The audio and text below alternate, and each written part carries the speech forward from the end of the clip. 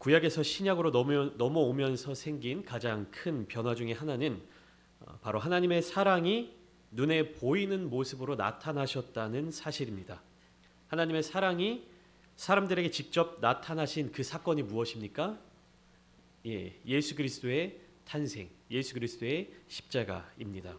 성자 하나님이신 예수님께서 직접 인간의 몸을 입고 이 땅에 내려오셔서 온 인류의 죄를 대신 지시고 십자가를 지신 사건. 이 사건은 아버지 되시는 하나님의 가장 큰 사랑이 나타나는 사건이자 구약에 나타난 어떠한 일들보다도 더 잔인한 사건이었죠.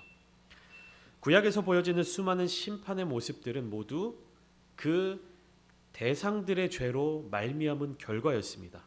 그러나 하나님의 독생자이신 예수 그리스도께서 받으신 심판은 예수님이 지은 죄, 그 자신의 죄는 단 하나도 포함되지 않은 희생의 제물이 되신 심판이었습니다. 예수님은 죄가 없으신 분이셨죠. 그럼에도 불구하고 심판의 대상이 되셨습니다. 이 심판을 통해 그 아들을 향하여는 가장 잔인한 형벌을 내리신 하나님의 사랑, 온 인류를 향한 그 크신 사랑이 입증되었던 것이죠. 하나님께서는 이 십자가 사건을 통하여서 우리들에게 선물을 함께 주셨습니다. 이 선물은 우리가 이 땅에서 서로 사랑할 때 얻을 수 있게 됩니다. 구약에서도 신약에서도 그리고 창세전에도 오늘날에도 하나님은 사랑이십니다. 완전한 사랑이시며 사랑 그 자체이신 분이시죠. 그러나 우리는 구약을 통해서는 하나님의 사랑을 제대로 알지 못합니다. 하나님의 사랑을 제대로 발견하지를 못해요. 왜 그럴까요? 그것은 그 사랑을 받아들이고 그 사랑을 전해야 할 사명을 가진 언약 백성들인 이스라엘 자손들이 하나님의 사랑을, 하나님의 약속을 제대로 받아들이지 못하고 있었기 때문입니다. 그들은 보이지 않는 하나님의 사랑, 하나님의 본질적인 성품, 하나님의 그 마음과 뜻에 집중하지 못하고 눈에 보이는 부분들에만 집중하며 그들에게 주어진 자격과 특권을 세워가기 위해서만 노력했습니다. 하나님께서는 왜 아브라함을 부르셔서 복의 근원이 되게 하시며 모든 민족의 아버지가 되게 하셨습니까? 또 하나님께서는 왜 야곱에게 다가가셔서 그를 이스라엘이라 이름하시고 12지파의 아비가 되게 하셨습니까? 하나님의 이스라엘 민족을 선택하시고 구원하신 이유는 그들이 대단한 민족이고 구원받을 수 있는 자격이 있고 그들이 가장 큰 민족이었기 때문이 아닙니다. 오히려 그 반대이지요. 신명기 7장 7절은 이렇게 기록하고 있습니다. 여호와께서 너희를 기뻐하시고 너희를 택하심은 너희가 다른 민족보다 수효가 많기 때문이 아니니라. 너희는 오히려 모든 민족 중에 가장 적으니라. 가장 적은 민족이었기에, 가장 약한 민족이었기에 하나님은 이스라엘을 택하시고 이스라엘을 기뻐하셨습니다. 이어 신명기 7장 8절에 하나님의 성품에 대해서 이렇게 말씀하고 있는데요. 여호와께서 다만 너희를 사랑하심으로 말미암아 또는 너희의 조상들에게 하신 맹세를 지키려 하심으로 말미암아 자기의 권능의 손으로 너희를 인도하여 내시되 너희를 그 종되었던 집에서 애굽 왕 바로의 손에서 속량하셨나니. 뭐라고 기록하고 있습니까? 여호와께서 다만 너희를 사랑하심으로 말미암아 또는 너희의 조상들에게 하신 맹세를 지키려 하심으로 말미암아라고 기록되어 있습니다. 여호와 하나님의 사랑의 성품, 그 신실하신 성품으로 말미암아 이스라엘은 선택을 받게 되었던 것입니다.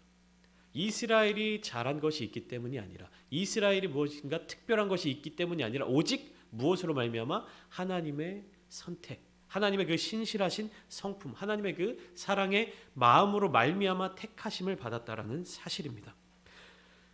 그렇다면 하나님의 선택을 받은 민족, 나의 어떠한 것 때문이 아니라 하나님의 사랑으로 말미암아 택함 받은 민족은 어떤 모습을 갖추어 가야 합니까? 그들을 택하신 하나님의 모습을 닮아가야 합니다.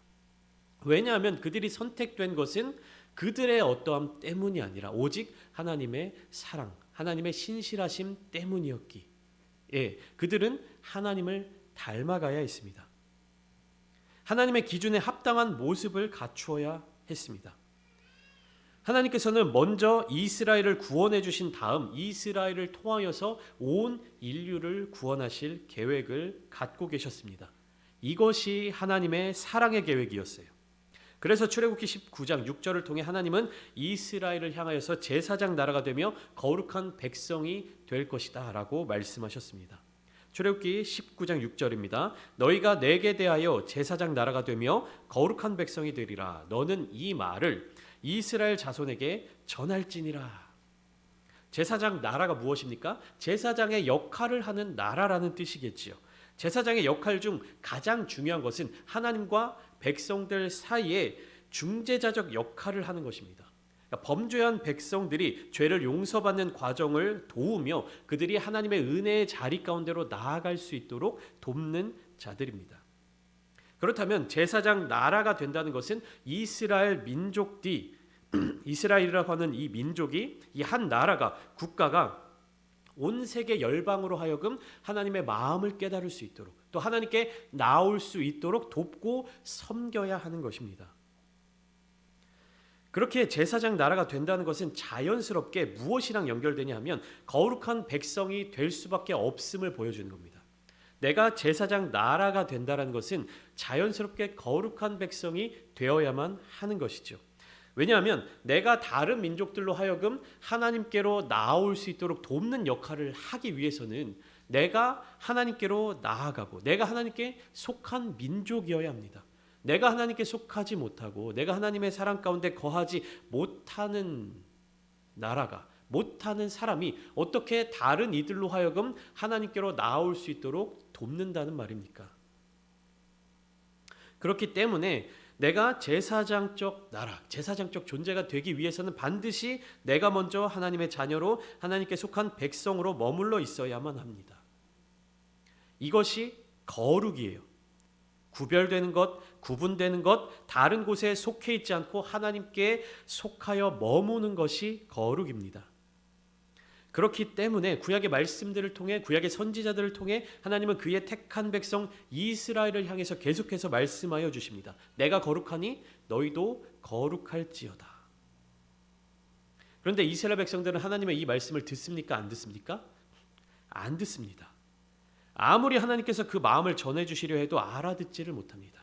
이러한 이스라엘 백성들의 모습, 유대인들의 모습들을 보시며 예수님께서 비유로 하신 말씀이 바로 포도원 농부의 비유입니다. 마태복음, 마가복음, 누가복음 모두에 기록되어 있는 이 포도원 농부의 비유는 다음과 같습니다. 한 집 주인이 포도원을 크게 만들어 놓고 농부들에게 새로 주고 먼 타국으로 떠났습니다. 오랫동안 떠나 있었죠. 그러다가 열매를 거두어 드릴 때가 가까이 오자 그 열매를 받으려고 종들을 보냈습니다. 그러자 농부들은 자기들에게 찾아온 열매를 거두려고 찾아온 종들을 어떻게 합니까? 때리고 죽이고 창피를 줘서 돌려보내죠. 주인이 또 다른 종들을 보냈을 때에도 농부들은 그들에게 동일하게 행동했습니다. 이 일이 여러 차례 반복되고 그 주인은 마지막으로 누구를 보내냐면 자기 아들을 농부들에게 보내면서 그들이 내 아들은 존대하리라, 그들이 내 아들은 존중하리라 라고 생각을 했습니다. 그러나 농부들의 태도는 어떠했습니까? 우리 마태복음 21장 38절과 39절 말씀을 함께 읽어보도록 하겠습니다. 시작.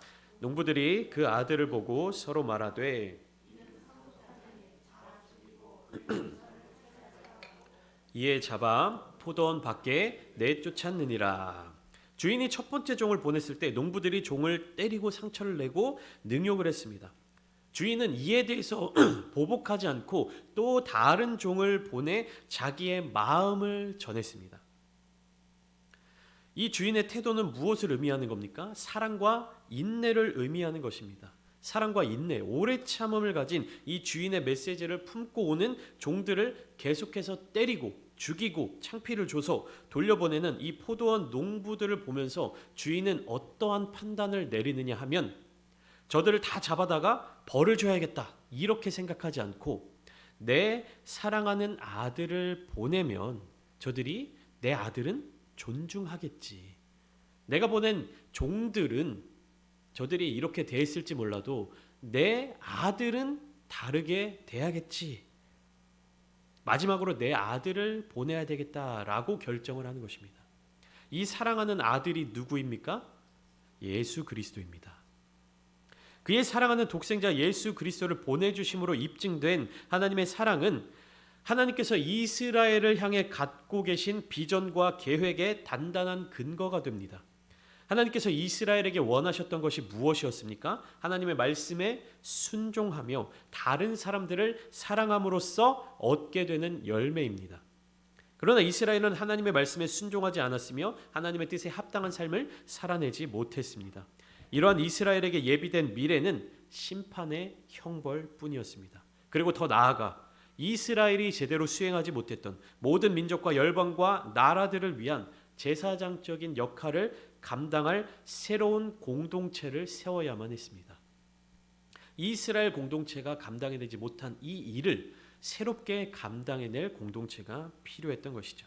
바로 이러한 이유들 때문에 하나님께서는 그의 아들 예수 그리스도를 이 땅 가운데 보내주셨고 그의 몸된 교회 사랑의 공동체를 세워주셨습니다.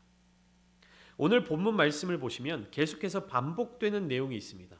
이것은 사도 요한이 요한복음을 통해서도 강조했던 부분인데 무엇이냐면 하나님이 우리 안에 거하시고 우리가 하나님 가운데 거하는 것, 그리고 하나님의 사랑이 우리 안에 있고 우리가 하나님의 사랑 안에 있다는 것입니다. 다시 말씀드릴게요. 우리가 하나님이 우리 안에 거하시고 우리가 하나님 안에 거하는 것, 하나님의 사랑이 우리 안에 있고 우리가 하나님의 사랑 가운데 있는 것, 이것을 반복해서 이야기하고 있습니다. 그런데 우리가 하나님 안에 거할 수 있는 것, 하나님을 우리 안에 모시는 것, 또한 하나님의 사랑이 우리 안에 온전히 이루어지는 것과 우리가 하나님의 사랑 가운데 거할 수 있는 능력이 어디에서부터 나오느냐 하면 바로 예수 그리스도를 통하여 가능하다라고 이야기하고 있습니다. 하나님은 우리의 사랑을 받지 않은 상태에서 우리를 주도적으로 사랑하셨지만 우리 인간은 어떻습니까? 사랑을 받아 보아야만 사랑을 할 수가 있습니다. 하나님께서는 사랑을 받지 않으셔도 그 본질, 성품 그 자체로 사랑을 주시지만 우리들은 인간은 어떻습니까? 사랑을 받다 보지 못하면, 사랑을 받지 않으면 사랑을 줄 수 없는 존재들입니다. 사랑을 받아본 사람만이 사랑할 수 있는 것이 인간의 연약함이자 한계입니다. 그래서 하나님은 무조건적인 명령으로 우리에게 하나님을 사랑하고 서로 사랑해라 라고 명령하지 않으십니다. 먼저 하나님의 한없으신 사랑을 베풀어 주시고 그 사랑을 경험함으로 하나님을 사랑하고 또 서로 사랑하는 단계까지 성장하도록 만들어 주셨습니다. 그런데 문제는 무엇이냐면 하나님은 눈에 보이지 않으시는 분이라는 사실입니다. 그렇기 때문에 하나님이 눈에 보이지 않으시기 때문에 하나님의 사랑 또한 우리 눈으로 보기가 어렵습니다. 하나님의 사랑을 깨닫는 것도 어려운 일입니다. 더욱이 하나님이 우리 안에 거하시는 것을 느끼기도 쉽지 않습니다. 보이지 않는 것을 보는 힘, 보이지 않는 것을 느낄 수 있는 힘. 여러분, 동화 중에 그런 거 있지 않습니까? 벌거벗은 임금님. 임금님은 자기의 눈에 보이지 않는 것, 그것으로 말미암아 어떠한 일들이 생겨납니까? 보이지 않지만 이 옷은 너무나도 아름다운 옷입니다. 세상에서 가장 아름다운 옷입니다 라는 그러한 옷감 장수들의 말에 속아서 어떻게 합니까? 벌거벗은 채로 자기의 나라를 돌아다니면서 위엄을 뽐내는 그런 모습을 볼 수가 있죠. 우리가 볼 수 없는 것, 느낄 수 없는 것, 이 문제를 해결하기 위해 하나님이 어떠한 방법을 택하셨냐면 성령을 우리에게 보내주셨습니다. 오늘 보면 13절입니다. 그의 성령을 우리에게 주심으로 우리가 그 안에 거하고 그가 우리 안에 거하시는 줄을 아느니라. 그러면 더 구체적으로 하나님께서 누구에게 성령을 주시는가? 본문 14절 15절을 계속해서 함께 보겠습니다. 14절 15절 말씀 함께 읽겠습니다. 시작. 아버지가 아들을 세상의 구주로 보내신 것을 우리가 보았고 또 증언하노니 누구든지 예수를 하나님의 아들이라 시인하면 하나님이 그의 안에 거하시고 그도 하나님 안에 거하느니라. 하나님께서 외아들 예수님을 세상의 구주로 보내신 것을 보고 증거하는 이 사도들의 증언을 따라서 예수님을 하나님의 아들로 시인하는 자는 누구든지 성령을 받아서 하나님이 그 안에 거하시고 그도 하나님의 안에 거한다라고 말씀하고 있습니다.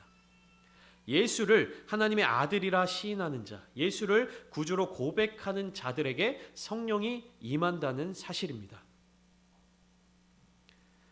하나님의 사랑을 깨달은 자, 또한 하나님의 사랑 안에 거하는 자들이 모이면 어떤 모습을 보이게 됩니까?